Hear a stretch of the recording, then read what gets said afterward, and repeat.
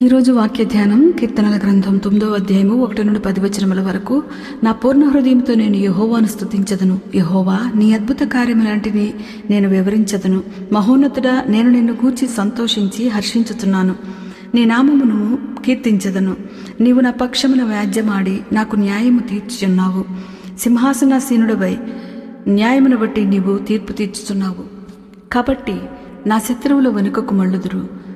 నీ సన్నిధిని వారు జోగిపడి నశించుదురు. నీవు అన్యజనులను గద్దించి ఉన్నావు, దుష్టులను నశింపచేసి ఉన్నావు. వారి పేరు ఎన్నటికీ నేనుండకుండా తుడుపు పెట్టి ఉన్నావు.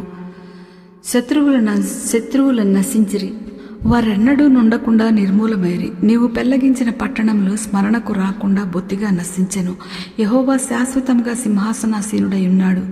న్యాయము తీర్చుటకు ఆయన తన సింహాసనమును స్థాపించి ఉన్నాడు. యెహోవా నీతిని బట్టి లోకమునకు తీర్పు తీర్చును, యథార్థతను బట్టి ప్రజలకు న్యాయము తీర్చును. నలిగిన వారికి తాను మహాదుర్గమగును, ఆపత్కాలములో వారికి మహాదుర్గమగును.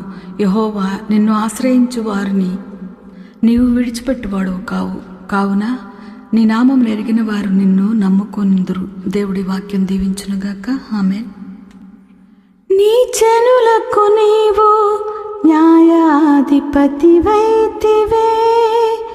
శత్రువుల కోటలన్నీ కూలిపోయెను, సంకెళ్ళ సంబరాలు మూగబోయెను. నిరీక్షణ కర్తవై నిన్నే నమ్మిన ప్రజలు నిత్యానంద భరితులై సియోనుకు తిరిగి వచ్చును. నమ్మదగిన వాడవు, సహాయుడవు యేసయ్యా.